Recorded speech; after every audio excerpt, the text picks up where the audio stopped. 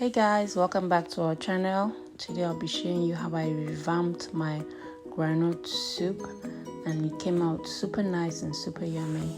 And as always, these are the ingredients that I'll be using. I already went ahead and pre-boiled my goat meat and dry fish, and then I have blend of pepper and onions. I've got my crayfish, I have the prawns, and this is the groundnut already blended. Guys, usually I would just soak this, but I have a new method I'll show you. And then I have my palm oil, my dried bitter leaf and scent leaf. So I went ahead and mixed a little bit of onions to my groundnut and blended it as if I'm blending tomatoes. And guys, this is like the trick, so let's get into it. I'm adding some palm oil into the pot. It's already hot, so I'm just gonna go ahead and now fry as per usual. Palm oil, some onions will go in quickly, and then I'll add my pepper and onion blend.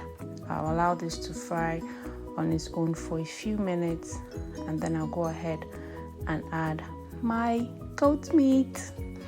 I just got some dry fish and some stockfish as well, so I'm also going to go ahead and add all that. So all my protein at this stage is just gonna go in.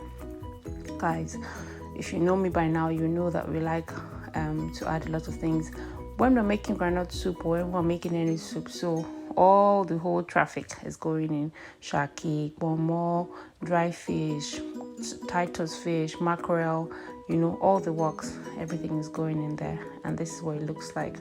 I'm going to allow this to cook for a little bit and then add my groundnut paste. Guys, like I tell you, this just changes the whole thing because it mixes instantly. The taste, the change, I don't even know how to explain it, guys, but blending the groundnut and turn it into a paste is one move that I've realized. The only thing is that you have to keep stirring and stirring and stirring so it doesn't burn before it's ready. Excuse me. So as I said, I'm just going to mix this together.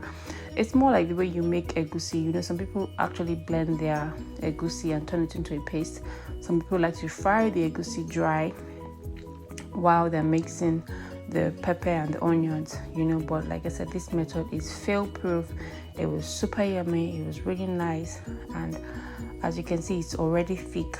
Like, it's thickened so good, so I'm just adding a little bit of crayfish, blended crayfish, to the mix, because blended crayfish is the trick to all this kind of soup. And then some dried prawns will go in as well. Now the trick is just add a little bit of seasoning cubes, because the crayfish and the dry prawns is already going to add a lot of seasoning to this recipe. So I'm adding 1 tablespoon of salt into the mix, and I'll just give all this a good mix. Now my soup is really looking like it's thick already, so I'll just go ahead and add just a little bit of water, not too much, but just a little bit, because I want it to boil together. Now guys, if you're using bitter leaf as I am, then you can go ahead and add as much water as you want. But if you're going to use a leaf that will bring out its own water, then I suggest you add very little water, like maybe spinach and stuff. So this is what it looks like, and as you can see, I'm turning it just to be sure that it doesn't burn under the pot. And I'm just going to mix this properly and be sure that everything is nicely mixed and stirred together. Guys, my whole house was smelling groundnut soup. Like, it was so nice. My neighbor had to come and ask what's cooking, and I just laughed because she doesn't even eat African soup.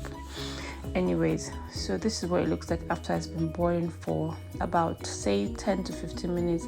As you can tell, I've added water to the soup, but don't worry yourself. When it cools down, it will still thicken up. It's not going to be as watery as it looks now. It will thicken up a bit, some more. And at this stage, guys, your soup is ready.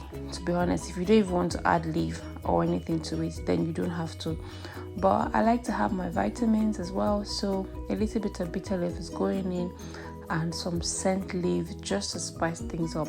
Normally I would use bitter leaf only, but for today I just felt like adding a little bit of scent leaf, and boy, do I need to tell you, this was it was like a good idea for me to have added the scent leaf, because the scent leaf just changed the whole taste. Like, I've never had groundnut soup and scent leaf. I always have it with bitter leaf, but adding the scent leaf for me was something that I just thought an afterthought to do, and it ended up tasting so different from the groundnut soup that we normally eat. I would just add that my husband is from Edo State, so he really loves groundnut soup. Like, it's one of their favorite soup there. So I like to experiment with different ways that we can make it, because this is a staple in my house. Once in a while, we just go ahead and we make groundnut soup. And so, guys, this is what it looks like. Our soup is ready. We're going to be having this with some poundo yam, and we're going to enjoy this soup. It was super tasty, it was so nice, and I hope you enjoyed this video and you've learned something new. As always, don't forget to share, like, and subscribe. Thank you for watching.